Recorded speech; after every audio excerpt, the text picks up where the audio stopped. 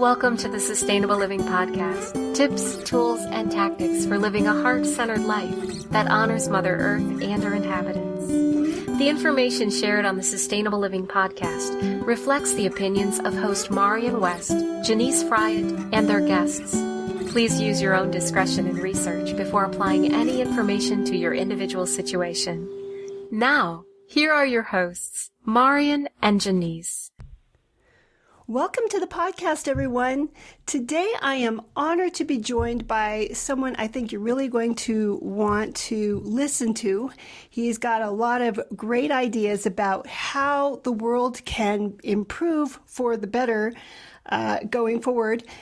His name is Jae Sabol. He is the executive director and founder of One Community, a nonprofit sustainability think tank that seeks to create, demonstrate, and share the blueprints for a sustainable civilization, recreating the world as a cooperative of open sourcing and self-sufficient eco-villages. Welcome, Jay.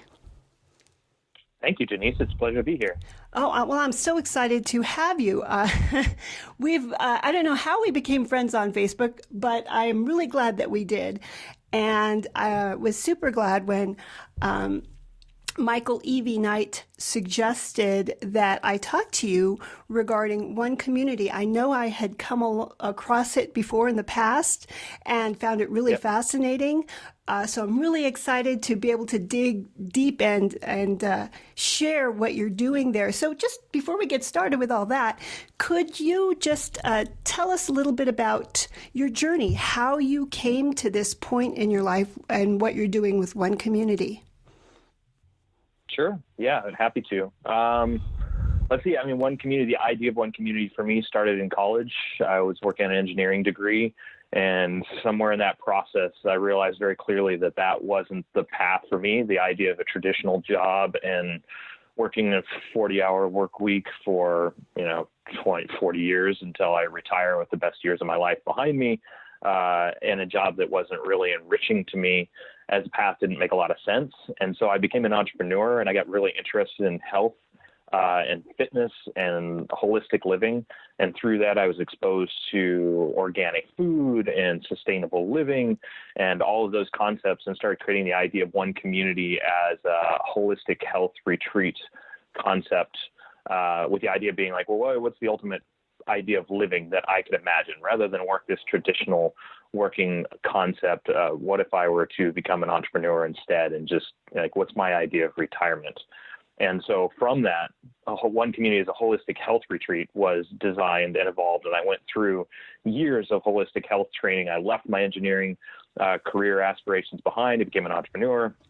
I went through a 4-year exercise corrective kinesiology program, and then another nutrition program. And I went through about 8 years of psychology, and I built up a very, very successful business doing that. And interestingly enough, somewhere along that process of building up a very successful business, I found myself in the exact same place that I said I wanted to avoid when I said, no, I'm not going to do this college path. I'm not going to end up in that job track. I want to do something different. And it was a real wake-up call for me. I was fortunate enough to be working with some of the most successful people in the world, professional athletes, Olympic athletes, and, successful business people making, some of them millionaires and retired in their 30s, and working with them from a holistic health perspective, and realizing that they weren't really happy in the path that they were following. And I wasn't really happy in the path that I was following. And I reflected back on the reason why I left that path in college. And I realized that there was an opportunity for people to live in a way that is better than the way that they're living right now.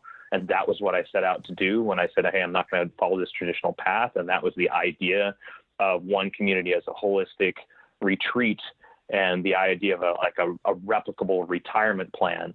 And my son was born about that time. And I basically woke up and said, okay, it's time for me to liquidate all my assets and put all my time and energy into creating this. And what through year, that process. What year was that? That would be 2000. Well, it was really like 2008.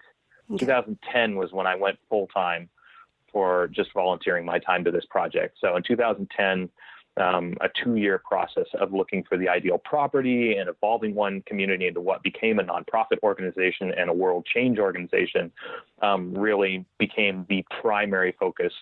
And so that was when I said, okay, I'm done with everything else that I'm doing, and I'm going to commit myself full time to this. I'm going to liquidate my assets. I'm going to do everything I can so that I can just work full time as a volunteer for this project, build a team, and start creating sustainable blueprints, not just for something that would be great for myself and friends and family, but that any group of people could apply to build sustainable infrastructure and essentially unplug from the matrix, to be able to choose to remove themselves from the traditional rat race that most of us are programmed to believe that that's the only way that it can be, and instead live a life of sustainability. And if they're following the model that we're creating, giving back to the world and creating a better future for everyone. And that's really what our project is about, is building on that sustainable infrastructure and creating a way of living that most people, we think, will find to be far superior to the way that they're living right now, because it provides more of what they want and gives them the opportunity to get back too if they want to. Wow. I was right. I know our listeners are going to want to hear about this one because, the people that listen to this podcast are very interested in stepping out of the matrix, as you put it. So it sounds like One Community is a place that really helps people to do that, which is, huge, especially when you consider that most people don't even realize there's an option. Yep. Yeah. And that's what I realized working in the holistic health field that I did, which I loved because it was an opportunity to work with people and really help people. Like, it was a very giving profession for me. Mm-hmm. And through that process, though, I got to know people really, really well that were, the top 1% of the world as far as success is concerned in the case of Olympic athletes and as well as business people. And what I found was that the foundations of what they were really seeking weren't money. They definitely weren't money, and they weren't success. Like, they'd all achieved success. And in general, I saw that there was a real happiness component that was missing. And what they really wanted was community. What they really wanted was to do something that made a difference in the world, and to have like deeper connection and deeper meaning to their life. And then through that, I saw a reflection of myself and realized, yeah, that's what I want too. I mean, this makes sense. So how do we create a place where people can do that? Like, if this is the true nature of humanity, that wants to give back, that wants to have this deeper level of meaning, that wants connection, that wants personal growth and development and to improve themselves, how do we create an environment that supports that? And that's where, that was all with my 8 years of psychology training, everything, like, it all just kind of interwove together to realize that, for myself and everybody that I was talking to, and to evolve this idea through communicating with people that had already achieved success, the highest levels of success, and say, what do you think about this idea? Because I've been thinking about this and I'm successful right now, but I'm still not really happy. And it seems like you're successful and you're not really happy either. Like, what if we were just to sit and think, if we opened up the concept of anything is possible, what would be the ultimate environment that we could create? And here we are.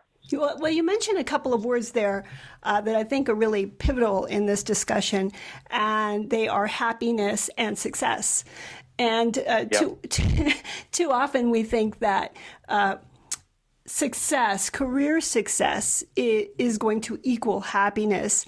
And obviously, it sounds like from your own experiences, talking to these 1% of these people that are so successful with their career, that's not the case. And over again, we see studies showing that it isn't. What does make people happy?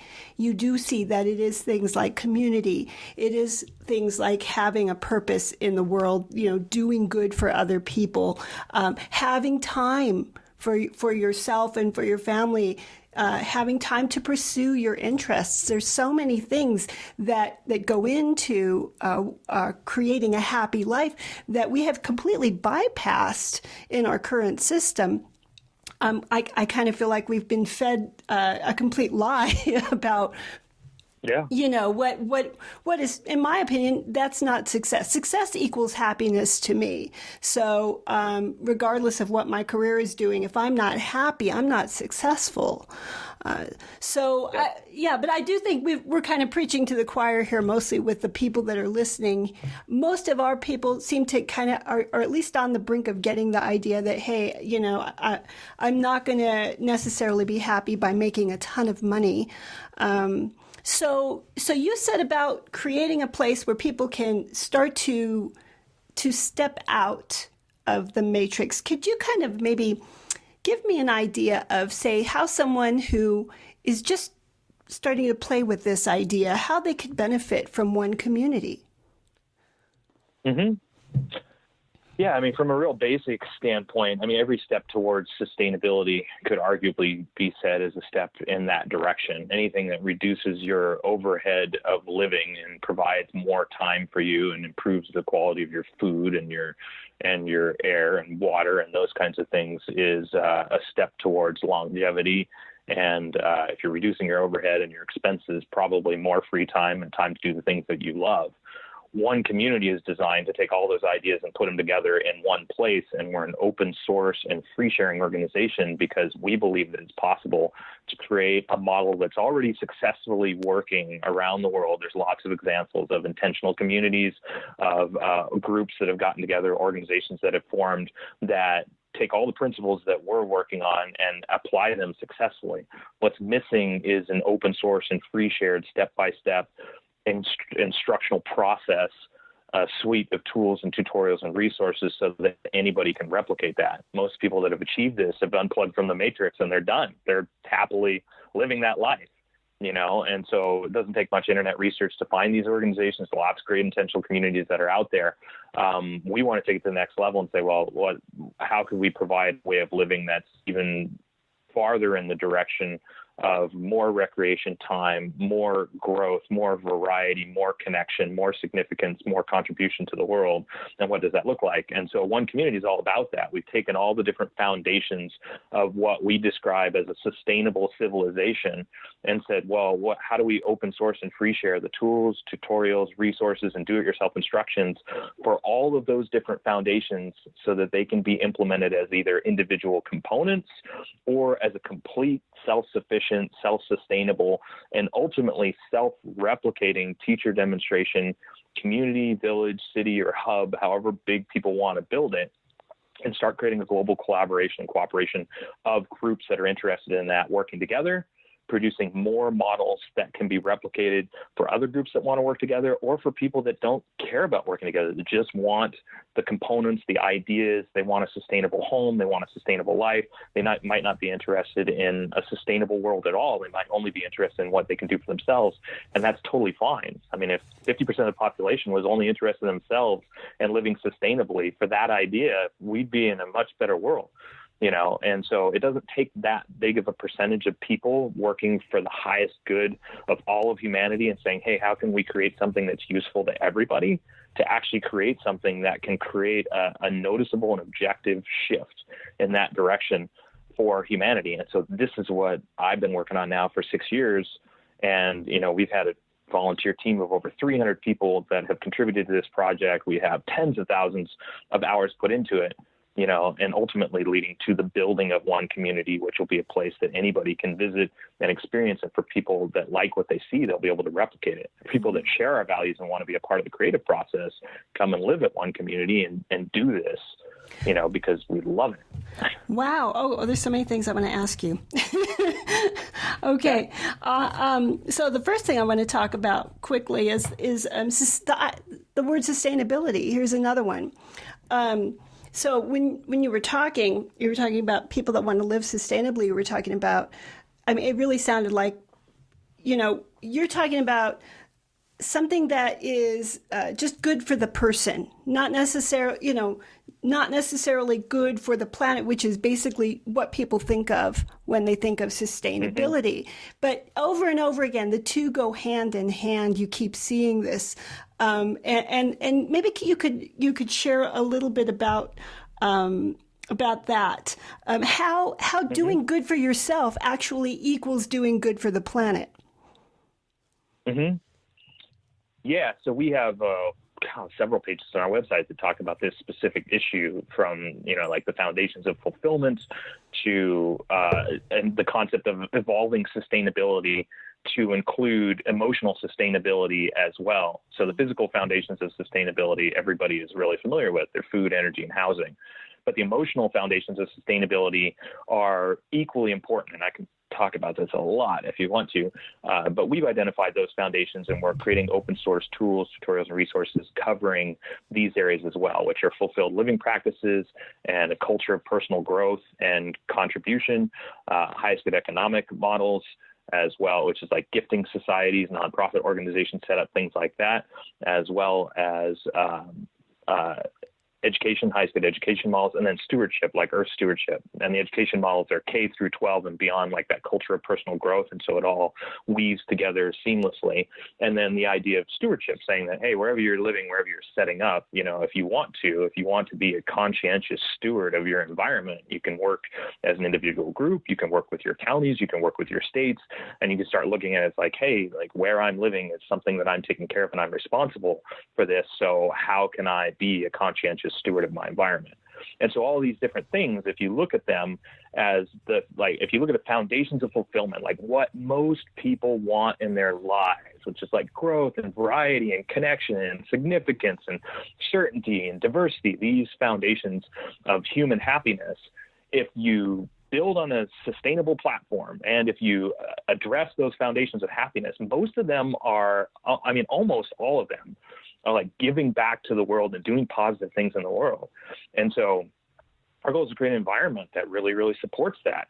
And if you look at people in general, like most people, I can't say everybody, but most people, when they have enough, when their needs are met, when they're no longer living in fear, when, their basic foundational needs are met, if they see somebody in need, they are not only willing, but excited to help. Mm-hmm. And so we believe that if we can create foundations that address everybody's needs, and then create a model that their needs will be addressed even better if they help others, which is what One Community is all about. The more people we invite to participate, the more successful the organization is. And we're open sourcing that entire foundation of this idea that's like, hey, the more you help, the more it benefits you. And so this goes right back to your original conversation of like, hey, in helping yourself, how do you help others? Well, there's actually a real specific objective structure that can be applied that is that. Mm-hmm. And from an economic model, the example would be like an ecotourism destination, or what's already being done successfully with like bed and breakfast, and what you see with Airbnb, that creates win-win situations. Well, what if you expanded that idea to complete sustainable community setup and operation, so that people could come and stay in a sustainable community? What they like, they would be able to take with them as open source blueprints to replicate it around the world. That generates revenue. That revenue and also exposes more people to the model, helps people to set it up, create a global collaboration. And now you have the foundation of what we're all about. Yeah, well, again, every time you talk, it seems like I just think of all these other ideas that are coming to me. And I bet that's partly why your site is the way that it is, because there is so much to all of this, and it does overlap. And I don't think people are used to seeing it that way. Usually sustainability is just put in a box over here. It's about self-sacrifice. It's about inconvenience. It's about, checking out from the modern world. And obviously that's not really the case.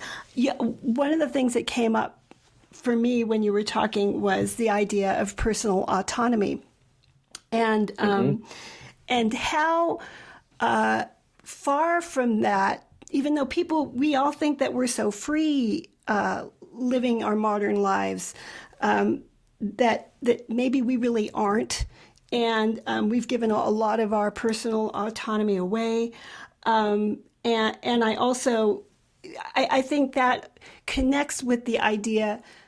I'm going to ask you, how did we get to this point? Just to what you think. What came to mind again with you, what you were saying was the idea of a win-win situation. I think that we don't consider that as a possibility. We don't really, most of the time that's like pie in the sky. That's only happens occasionally. And I think that because our whole system is so based on this win-lose thing, there have to be winners. Every time there's winners, there has to be all these losers. I don't know. I'm kind of rambling, I know. I think it all ties together somehow, though, with with how we so easily, because we're so willing to buy into this win-lose idea, we are willing to give up so much just for the promise, the faint promise that we might be able to win in that system. And so what do you think? What are you thinking along those lines? My opinion is that there's a lot of money to be made from that idea, and it works really good for keeping the economy running. And there's a pretty heavy thread of irony in that, because when you look at the most successful operations within that system, they're versions of collaboration and cooperation, and yet the system sells itself as, hey, it's a dog-eat-dog world. We need to compete to succeed. And by the way, look at these corporations, which are huge groups of people working together to accomplish a specific goal. You know, we're not competing with each other. We're within this organization. We're working together towards this big goal. But within that, there's a hierarchy of competition to rise to the top. But it's still an example of an organization working together successfully to accomplish a goal. If you took the corporate mentality out of it and you look at the same success model of working together as a family instead of as a corporation, you have almost the opposite side of the same coin. And this is all just my opinion, but you know, families work together and share resources and allocate tasks and accomplish whatever it is that they need to accomplish as a group with a mentality of like love and cooperation, collaboration for the highest good of the whole. And I think that there are corporations, there are organizations that are doing the same thing, and they're showing that they're hugely successful. And so, like, if you look at the business practices of Google and some of these other companies that are really trend setting and are making news because they do business differently, I think that concept is gaining traction, and the idea that we have to compete to succeed is starting to lose its strength, and people are seeing in our like environmental degradation and what's going on in politics and things like that it's just like a glaring example of how it doesn't work. Yeah. And so it seems that the time is really ripe to create something different. Yeah. And if we do that, I mean, if we just step back and say, well, if we consider the possibility that anything is possible, like if we want it bad enough, then we can choose to cooperate and collaborate. We don't have to share values to cooperate and collaborate. We can have completely different ideologies and world perspectives and still cooperate and collaborate on the things that we agree on. And so if we can create a platform for that and shine the light on that more and more people choose to do that, we can start moving towards an actual culture that sees that as the norm instead of competition. And that would be amazing. Yeah. And I think that that's completely possible and reasonable. I think it's ultimately, I believe that it's inevitable, you know, because it makes more sense, because it is win-win, and because it's just in the highest good of humanity. I think that's where we're going. How fast we get there is, in my opinion, how easy, affordable, and attractive we demonstrate it as. And so One Community is here to do those three things. Like, let's demonstrate it as easy, affordable, and attractive so that we demystify the process and give people a clear path, and let human ingenuity do the rest. If it's open source and free shared, there's 1,000 different ways to accomplish this goal. Let's create one really crystal clear starting point and a way for people to work together on that starting point, no matter what their religious, political, ethnic values, differences, and views are. Let's create one clear path and say, hey, anybody who wants to participate can.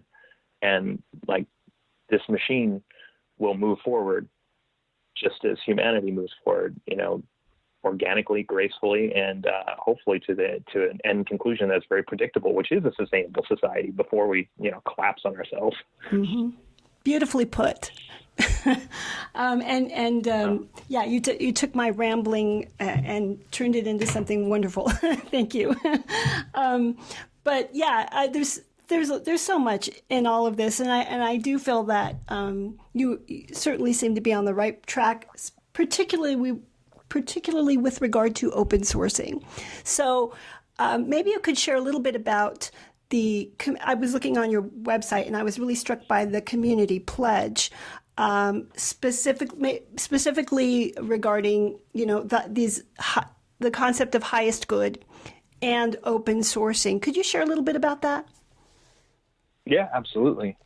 So highest good, open source, and sustainability are really our top organizational values.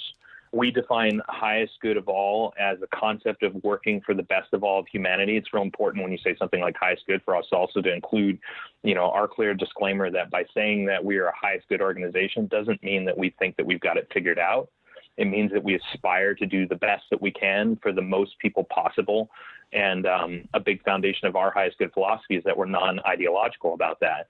So we don't say that you should do it this way or this is the best way. And we just say, hey, this is the best way that we've come up with. We're open to adaptation and change. And it feeds into the second part, which is open source.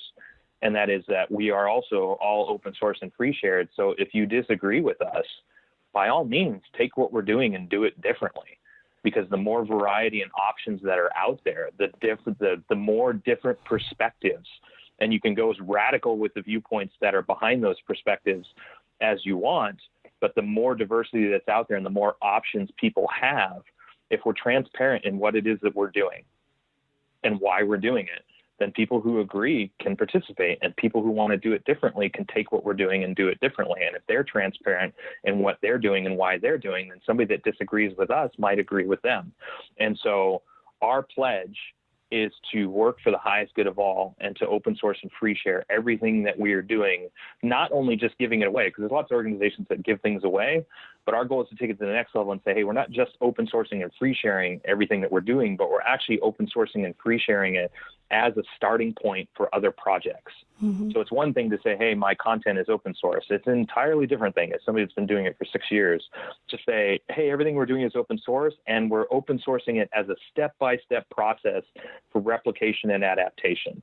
So not only are we giving you the end result, but we're showing you how we got to that end result and building that as a template so that if you'd like to do this too, you can also open source that, like a computer model of code, which is where open source originally came from.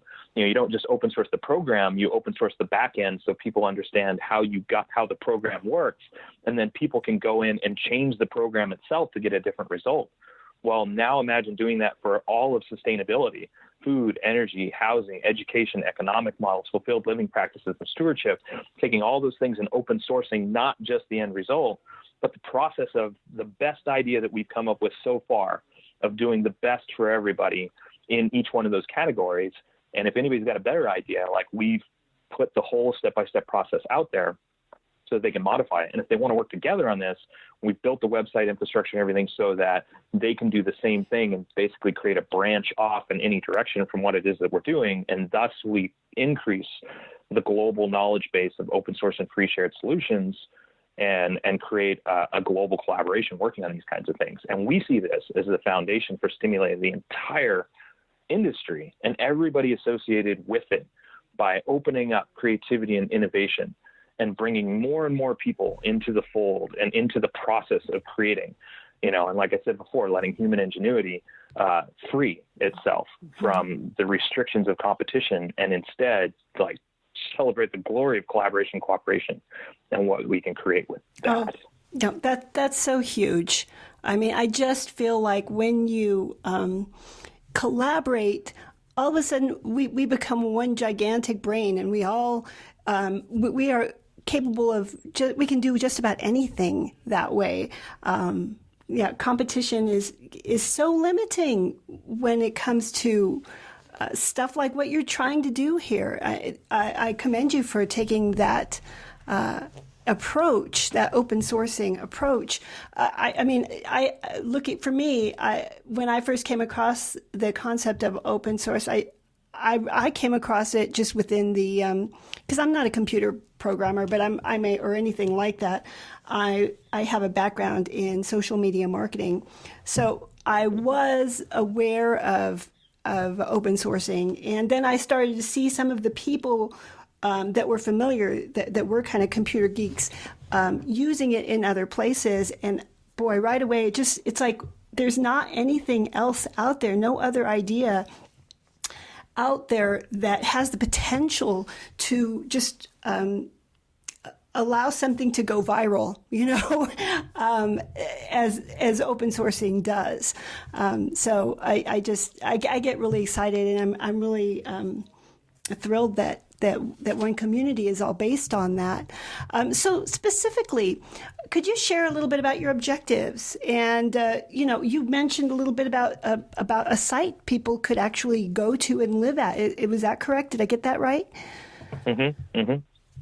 Yeah. So one community is designed as a prototype, and so our objectives are to build one community as a place that anybody can come and visit and experience in every aspect of the complete lifestyle, the infrastructure, the food, the energy, the housing, the education model. All of it is available for free, open source, and free shared, so that any aspect of that they want to replicate or take and use in their own lives, or go and build their own version of one community, is available specifically for that. So people can basically, kick the tires and test the waters before they, decide whether or not such a lifestyle would be something that they'd be interested in. Mm-hmm. And so in that, we want to provide we're working on all the details of, okay, well, what's the cost analysis for this, and exactly how many labor hours does it take? And we're building custom software for being able to chart all that stuff and manage it, so that somebody will be able to look at that and have objective data on all of that. And if they want to build and work in collaboration with us, so that they could track that data and all those specifics for themselves, and then compare that, because building something in California versus Alaska or Brazil or Taiwan or Africa, it's very, very different in a lot of respects. And so being able to gather that kind of data, if the goal is making a world that truly works for everybody, and that is our ultimate goal, is to create a sustainable civilization, to create a planet that truly meets the needs of all people. This is our goal. This is what we're all about. So that is the end goal. We've said, okay, well, we know that's the goal. How do we do that? What does that look like? And we've come up with the answer that a self-replicating model is capable of doing that. And if we build into that self-replicating model the foundations that are necessary to simultaneously address all the challenges that humanity is facing right now, starvation, hunger, lack of energy infrastructure, social inequality, war, crime, all of those things, if we build into it that foundation, and we can create a model and make it easy enough, affordable enough, and demonstrate it's attractive enough, which is why it's designed to invite people to come and experience it, and why I've said that the happier the people are that are living this way and the more successful we are in showing that this is a great way to live, then the faster the model will spread. And that's what we want to teach other people as well. It's, hey, if you do this, do it for your own happiness, do it for your own joy, create a place that people want to be a part of. And so the economic model is built around that idea of inviting the world to participate. And the marketing model is built around giving away everything that it is that we do. So bed and breakfast is the financial foundation of what it is that we do, that kind of a concept. But all of the nuts and bolts of how to make it run and all of that, those are all given away as open source and free shared blueprints and templates and tools. And that covers all the different aspects. So not just the obvious food, energy, and housing, but also the education model, the highest good living and fulfilled living practices, and the social architecture and those kinds of things, as ideas of if you wanted to, it's modeled after like a Club Med or a cruise type of environment. You know what I'm talking about? Like if you go on a cruise, the people that live on the cruise ship operate the cruise ship, and then you have all these different things available to you. In a Club Med situation, people don't live there, they travel there and they work there. Mm-hmm. Well, what if the bed and breakfast had that? Why wouldn't you create a place where you live there, and instead of being an employee, you're just inviting people to participate in all the amazing stuff that you do anyway? Mm-hmm. And so anybody could come and experience that. And if you create that as a replicable model, you can teach people how to build their own versions of retirement communities and, their version of living in vacation all the time if they want to. And if they invite people to participate, it's completely financially sustainable and replicable. Well, did I catch that you actually have a place where people can actually go besides the website? Not yet. So that's what we're doing right now. Yeah. So we're still seeking, we're a non-government, non-profit organization of 100% volunteers. Mm-hmm. So there's no money to be made in what it is that we're doing right now. Once established, we'll have a bed and breakfast ecotourism destination. And, the economic model is actually a hugely profitable model that's purposed to allow us to expand indefinitely.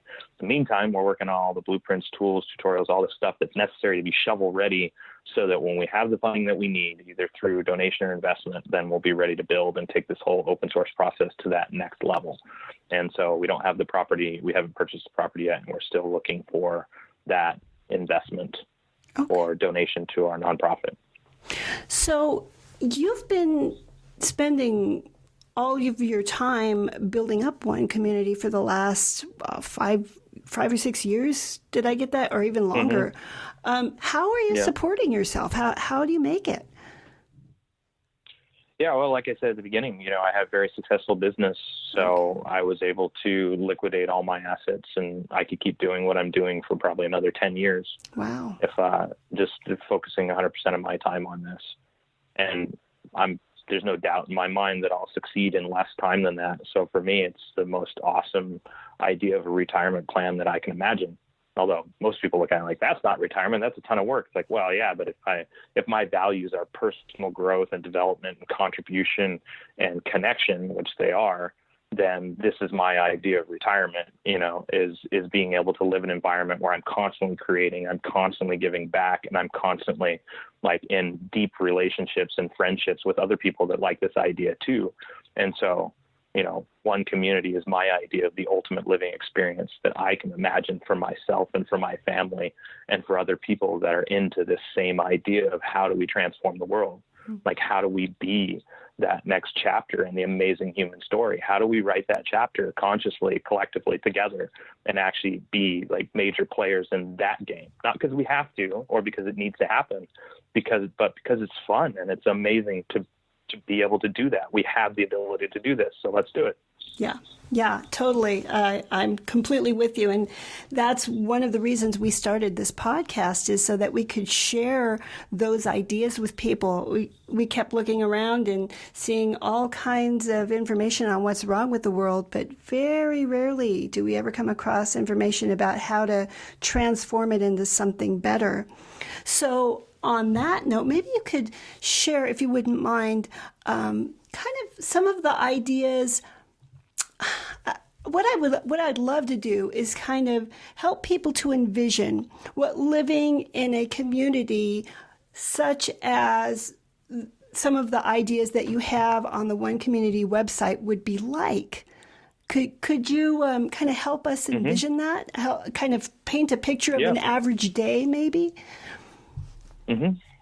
Yeah. So if you go to our website, you can actually see the village designs and, an immense amount of detail as far as what we've designed so far. So there's 7 different sustainable villages that we're designing. And then we're going through the process of really digging into the details of what is the ultimate sustainability model for laundry, for instance, and food production and things like that, when you have a collaborative environment working towards these goals. And if you run the numbers on what it would take to run an environment like this, it honestly can be run for about with a 10-hour work week. If you have a couple hundred people that are working collaboratively to maintain an environment like this and run it as an ecotourism destination, it can easily be run with 20 hours, a 20-hour work week. Now, our organization we're all about world change. So, and we're looking for people that are pretty geeky about this idea and think it's really fun and cool and want to be participating at a high level, not just trying to do the minimum amount of work. So for those of us like myself that have been volunteering full-time for an organization like this for 6 years, and for the organization that we're creating, One Community itself is designed around a 40-hour work week that includes giving back to the world. It includes all the open source creation and the whole process of sharing everything that it is that we do. That said, a lot of people go, well, why, if it's supposed to be a better way of living, why is it based on the 40-hour work week? And even our model, if you add in that 40-hour work week includes childcare, it includes all domestic duties, it includes food, all of your food and laundry and all those things are all built into the model. The amount of free time that a person would have compared to a traditional work week right now is astronomically higher. And that's including the fact that our goal is to continuously open source and free share everything that we do. If we weren't trying to do that, if our goal was just to do what was necessary to run the organization effectively without giving and creating all of this extra content to give to the world, we could run it on 10 to 15 hours a week for everybody participating. And that's pretty amazing. So the idea is that if you take a collaborative environment and say, okay, well, say we have 50 people that get together as our starting group, and we're going to build a sustainable village, which in our case, the first one is an earth bag village, and we have a whole city center. That city center has a large scale kitchen capable of feeding 200 people at a time. Now you have a professional chef that's making the food for everybody, but in return, somebody's choosing to do the laundry for that professional chef, and other people are building the housing and things like that. And it's all built on sustainable infrastructure. So once it's up and running, there are no energy bills, and the food bills are much, much smaller than typical. And the shared resources allows us to cut down on the cost of pretty much everything else. And the education program is already built in. So when you look at all these things, you look at the major expenses that are in people's lives, the model like this, it's possible to eliminate almost all of those. And then when you're running something like an ecotourism destination or a bed and breakfast, there isn't any, and everybody participating is a volunteer. People get to live better than they're living right now, work less than they're working right now, eat better food than they're eating right now, have this huge diversity of things, activities to participate in, that are things that right now in a city like Los Angeles, people are traveling to do, and they're paying for their karate classes and their yoga classes and their painting classes and their book club and their whatever it is that they're doing. All that stuff is built into the whole 40-hour, work week. And I put that in quotations, like the 40-hour participation week, to create an environment that's really enriching and superior to the way that people are living most everywhere else. It's modeled off of a Club Med or a cruise ship type of environment, like a complete vacation type environment operated by people. But the people are doing the things that they want to do anyway. And they're accountable to continuing to do those things because they want to, and because it helps to support the community. And the more fun and enjoyable that whole environment is, the more successful it is. But within that environment, money no longer needs to exist. That's the key. It doesn't need to exist because it is truly sustainable. It generates way more revenue than it requires to exist. And it's designed to provide a way of living that is better than the way that people would live outside of that environment. That's what we want to share. We want to teach people like, hey, this isn't just for us. This is for anybody. And the better we do, more people want to visit. More people want to visit, the more we can expand, and the more we can share the idea so that they can do this as well. And all that, like everything I've talked about, it's not just like some kind of like, hey, that's a cool idea, man. If you want to see the details of it, our website goes, it goes down to the finest detail. I thought about this for 15 years. I worked on this with people that were really, like I said, some of the most successful people in the world, running this idea by them to the point where everyone's like, wow, that's amazing. That's amazing. Yeah. And finally got to the point where it's like, okay, it's time to do it. 6 years later, 10,000, thousands, tens of thousands of hours into it, we're getting pretty darn close. And you can see all the details on the site. Yeah, well, I feel like I need to go back to the site again, but there's so much there that even it would take days to go through it all. But talking to you makes me excited to go and spend some more time playing around with it all. I love the name One Community, because I do believe that community is the answer to all of this. This is how we build the better world that our hearts know is possible. The thing that always comes up with community, though, is organization. And how do we do this? Right now, the model is very hierarchical, as we talked about earlier. And I think there's some very real problems with it. Maybe with the whole competition mindset, a hierarchical structure is the only thing that can work. I don't know. But you're talking collaboration. And so my question to you is, how is your organizational structure run? Mm-hmm. That is an awesome question. So the first 2 years of our organization, we're learning the hard way, everything you just talked about. And the pledge was our answer to that. And our open source suggestion to anybody else thinking of doing something like what it is that we're doing is to be really, really clear. And I said this before about your values, really transparent about your values and your goals, what it is that you're trying to accomplish, and then offering that as an invitation for other people. So the way that our organization is structured is based on our pledge. And if you go to our website and you read our pledge isn't just like, hey, this is our pledge. Our pledge has, for every one of our values, it has a series of questions that we can ask that if we get into a point where we're not sure, those questions help to realign our organization based on the pledge and our goals and the direction that it is that we're going.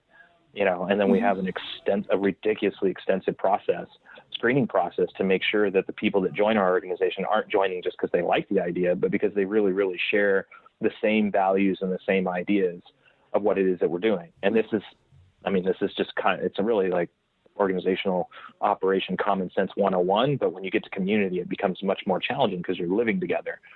So, but if you look at successful businesses and successful organizations, these are the foundations that they operate on to maintain their success, and then having conflict resolution processes and things like that everybody agrees to participate in, so that when you run into those sticky situations, you have a fallback aspect. And so all the details of how we operate, again, it's on the website, but that's just our idea. It might not be the best way. Some organizations like hierarchical structures. Other organizations want, there's a lot of different ways that you can self-govern, and as we continue to go through the process, move onto the property, learn more lessons, we'll continue to share, the good and the bad of what that looks like. But what I can say is there's already lots of successful intentional communities operating. So for the people that are skeptical, that say, never going to work, people can't live together. Well, that's ridiculous. Like, lots of people are living together. Huge communities are living together successfully without and with hierarchical systems. I mean, like, the whole planet is not at war with itself. In general, we're really all in a quite peaceful situation right now, even with the horrible things that are happening in the world. I mean, the vast, vast, vast majority of humanity is peacefully coexisting in all its different forms. So it's not just doable, it's already being done. The idea here is, let's take this to like humanity, 2.0, 3.0. What does that look like when people get really, really conscientious and clear that they want to do something amazing together, and they invite other people to participate in that? And how do you do that successfully? And the answer is clear description of your values, and clear description, transparent description of your goals, and an invitation for people to participate and test it out and design in such a way that if people find out that they don't like it, they can leave with more than they entered with, so there's no loss. And the one community model is designed like that as well. So built into the economic model is an aspect that if somebody participates for 18 months and then they decide to leave, they'll have an income property with one community. That's a win-win situation, so that their investment of time and energy in testing out the situation wasn't just a big mistake in their life. It was actually an investment in their future that they can benefit from that point forward. And so that's a big part of the highest good economic model of what we're doing. And it's beneficial to one community if they say that they want to go as well, because then it also, one community gets to run that as an income property, or there's a tangible value to that can be transferred. Wow, it sounds like you've thought of everything. And I'm not surprised, again, by looking at your website. That's what I thought too. You drilled down to the most minute details about how, with your community pledge, about how you're going to work together and communicate with each other, which is so important. Big issues there, I think, with how we try in the matrix, in the system now, trying to govern ourselves, and it's a very different model that you're obviously trying to do. I think that it obviously it's when your priorities are highest good, when you are really thinking of what's best for the benefit of mankind, you come up with a lot of different solutions than what we have today. Yes. So, well, we're nearing the end of our interview here. I just would like to share, if you could share with people a little bit more about somebody who doesn't know.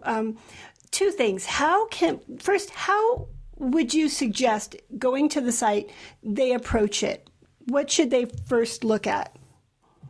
Yeah, so our website is onecommunityglobal.org, and at the very top, we get two different types of feedback on our website, which is really relevant to what you just asked. feedback number one is, I love your website. It's so amazing. There's so much information. I can dig into it. I can read it like a book. I just get lost in it. Blows my mind how much work you guys have done. Mm-hmm. Feedback number two that we get is, I hate your website. It's so much information. It's like reading a book. I get completely lost in it. I don't even know where to go. Like, it's confusing. And so our solution to that is when you go to our website, in the top left-hand corner, it says Start Here. And if you click on that button, that is our overview to the entire website. And we're in the process of building a new search engine that will allow anybody on any page to basically click and say, oh, I'm interested in highest good food. And it'll show everything that's related to highest good food. So all the blueprints and all the details, down to like starting your own apiary, to conscientious wildlife management, to vegan recipes, all this kind of stuff. And that will all be shown in a second drop down. And then if you pick something like aquapini, Walipini construction, it'll bring up a whole nother list where it's like, okay, well, here's the building plans and the labor expectations, and here's the cost analysis, and, you know, step-by-step instructions, and working with the county and all that different stuff. So that is coming. In the meantime, if you click on the Start Here button, it takes you to the overview that basically says, hey, this is all the highest good hubs. If you're interested in energy, go to highest good energy, and you can click on this. If you're interested in highest good housing, go there and you'll see pictures of the 7 different villages. You can click on the one that you're most interested in. It'll take you right there. If you're interested in education, you go there and it breaks it down into lesson plans and curriculum and by individual subject, whatever it is that you're most interested in. And it's usable resources that anybody can use right now in a homeschool environment, in a traditional environment. They can use it in a charter school environment, private school, whatever you want. Like, all that stuff is there and organized. So the organization process is getting easier and better because we've got people working on it. But that's the place to start. If you just go to the Start Here, there's different hubs, and we break it down into food, energy, housing, education, economics, society, stewardship, and that pretty much covers everything. And from there, you can kind of dig into whatever it is that you're most interested in. The more interest you show in a topic, the farther you will dig. And so you really go down the rabbit hole, because you'll see that we have pages on like heirloom corn, you know, and corn recipes, and where you can buy like seeds for growing corn that you'll never find in a grocery store, you know. And so, I mean, we've just done all this research and work on it, you know. And so if you play around in our website or Google anything that you're interested in, if you Google one community and anything related to sustainability that you're interested, I'm pretty sure we have a page about it. Likelihood is high. And Google was great. Our site is very Googleable. Yay. Okay. Yeah. Well, it sounds like a lot of people might be interested in also supporting what you're doing with one community, or getting involved with, you know, maybe volunteering. How can people do that? Yep. Same thing. If you go to our site at the top, it says ways to help. And there's just a multitude of different ways to help. You know, we've got specific areas that we're looking for help right now, and those are really listed out there. Anybody can volunteer with our organization. You know, we have a 5-hour minimum requirement to volunteer with our organization. For people that are interested, you want to see who's volunteering with us and what's happening, we have weekly progress updates that we've been doing now for over 3 years. We're coming up on 4 years of weekly progress updates. And so you can see what our team accomplished last week and every week prior to that for the last 3 or 4 years. You can go back and see all the stuff that we've been working on. And so that's how, like I said before, we're an all volunteer organization. I'm a volunteer. Everybody on the team is a volunteer. And so this is how we promote all the volunteers and people that donate and volunteer their time with us and are helping to create all this amazing content and stuff that we're working on. And then once again, I was going to say this earlier too, you know, looking at all the amazing people that you have, that you've interviewed with your podcast, they're the people that we're building one community for. Mm-hmm. Like, these are the people that are already, I know, because I work with these people every single week. They're people that want to do, they're doing the right thing. They're helping the world. They're creating these amazing things. And if we could eliminate those people's bills and create a collaborative environment where they didn't have to think about like just surviving, I mean, everybody could kick into overdrive and do it even more. And that's what one community is doing. Like, we're building to that point where our team, which right now is global and spread out around the planet, we have people on almost every continent helping us. We're creating a place where we can all come together and take this whole thing to a whole new level. I mean, if we look at what we're doing right now, and you look at all the people that you've interviewed and what they're doing right now, imagine if you could create an environment where they could retire doing what they're doing right now, meaning not retire to the life of doing nothing, but they're doing it because they love it. Most of them are already doing it for free in their spare time because they just think it's great. Well, if we create an environment where they could do that without the restrictions and limitations and the stresses of trying to survive, they could do even more of it. And now surround them with other people that are interested in this. It's like the geek brigade. And I say that with love because I'm one of them. Yeah. Like, let's get together, folks, and let's see what we can do. And even for people who don't want to participate, One Community is designed as an idea that One Community Global is a place you could visit. We can invite that permaculture specialist, or we can invite that inventor to our property and showcase what it is that they're doing. They could just come for a couple weeks and stay, and their food would be provided, their housing would be provided, and they would share their knowledge and their gifts with us, and we would open source and share their knowledge and gifts with the world, which would market what it is that they're doing. It would provide something of value to the world. Everybody living at One Community would get the benefits of that knowledge as well if they were interested in attending classes and things like that. Yeah. It's just win, win, win, win. Oh, completely. And that's the thing. To me, it's always the extra benefit that you get is community from all of these things, and we can't even begin to share all the different benefits that we would probably get from just being in the same place on a regular basis. There's so many synchronicities. There's so many things that would spark ideas in people's heads, and of course, everyone gets to be more excited. That energy, that real positive energy is so helpful when you want to change the world. So I'm totally with you. Sign me up. I would totally be there. Well, thank you, Jae. You've given us so much here. And before we go, I wanted to ask you, did you mention all your latest projects? Was there anything that you haven't mentioned that you want to share with everybody?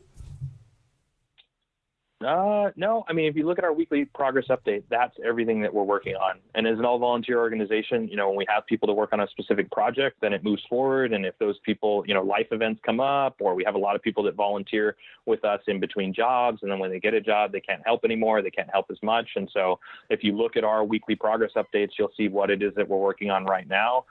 Somebody contacts us and says, I'm a civil engineer or a structural engineer. We got lots of things for those folks to work on, and teams that are already working on that kind of stuff. And so, the easiest way to see what it is that we're up to is visit our weekly updates or visit us on social media. We're on 20 different social media networks. So we'll make it as easy as possible for people to access our information in whatever way works best for them, and follow us on YouTube or Facebook or Twitter or LinkedIn or Reddit or Pinterest and, 15 others.